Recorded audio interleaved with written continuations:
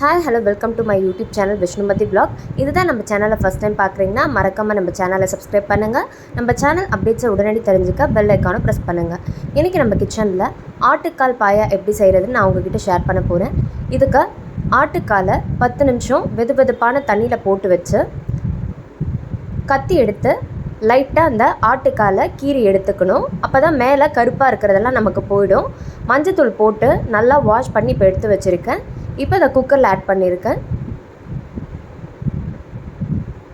இப்போ நான் 500 கிராம் ஆட்டுக்கால் எடுத்திருக்கேன். இதுக்கு கொஞ்சமாக பொடியாக நறுக்குனா வெங்காயம் ஆட் பண்ணுறேன். ஒரு மீடியம் சைஸ் பெரிய வெங்காயம், மீடியம் சைஸ் பெரிய தக்காளி கொஞ்சம் கட் பண்ணதை ஆட் பண்ணுறேன். தேவையான அளவு உப்பு ஆட் பண்ணிக்கிறேன்.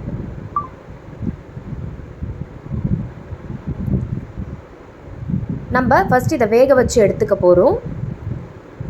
ஆட்டுக்கால் முழுகிற அளவுக்கு தண்ணி ஆட் பண்ணிக்கலாம். அடுத்ததாக நம்ம மசாலாலாம் வதக்கும் போது சால்ட் ஆட் பண்ணுவோம். இந்த ஆட்டுக்காலுக்கு தேவையான அளவு மட்டும் நான் உப்பு ஆட் பண்ணியிருக்கேன். இப்போ பாருங்கள், ஆட்டுக்கால் நல்லா முழுகிற அளவுக்கு தண்ணி ஆட் பண்ணியாச்சு. நல்லா மிக்ஸ் பண்ணிடலாம்.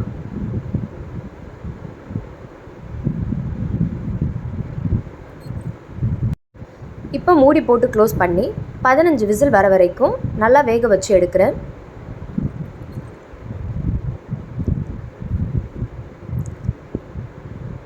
விசில் வர வரைக்கும் நல்லா வேக வச்சு எடுத்தாச்சு. இப்போ அடுத்ததாக தாளிப்புக்கு கடாயில் 3 டேபிள் ஸ்பூன் ஆயில் ஆட் பண்ணுறேன்.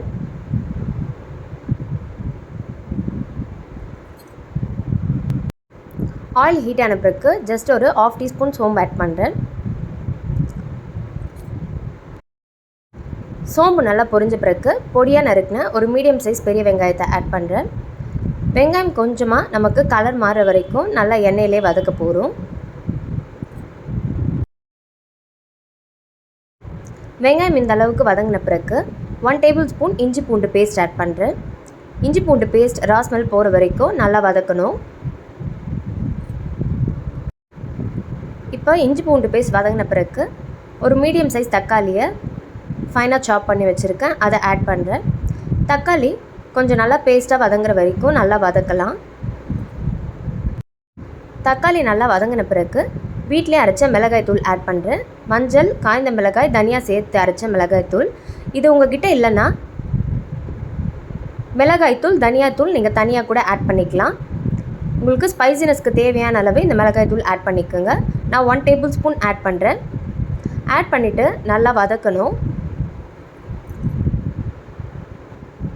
தேவையான அளவு சால்ட் ஆட் பண்ணிக்கலாம். ஆல்ரெடி நம்ம ஆட்டுக்கால்லையும் சால்ட் ஆட் பண்ணியிருக்கோம். ஸோ இந்த மசாலாவுக்கு தேவையான அளவு மட்டும் நம்ம சால்ட் ஆட் பண்ணி நல்லா மிக்ஸ் பண்ணிடணும்.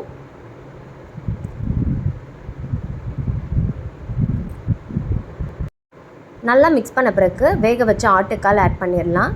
ஆட்டுக்கால் நல்லாவே நமக்கு வெந்து வந்திருக்கு.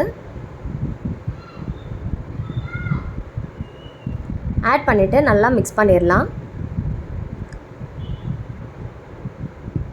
நல்லா இது நமக்கு ஒரு 10 to 15 மினிட்ஸ் கொதிக்கணும். காரம் உப்பு கரெக்டாக இருக்கான்னு இந்த ஸ்டேஜில் செக் பண்ணிக்கோங்க. ஒரு 5 மினிட்ஸ் கொதிச்ச பிறகு செக் பண்ணுங்கள். அப்போ தான் நமக்கு கரெக்டாக இருக்கான்னு தெரியும்.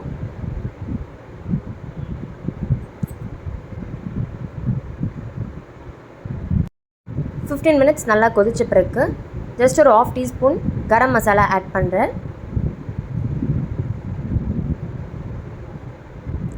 கரம் மசாலா ஆட் பண்ணிவிட்டு நல்லா மிக்ஸ் பண்ணிடலாம்.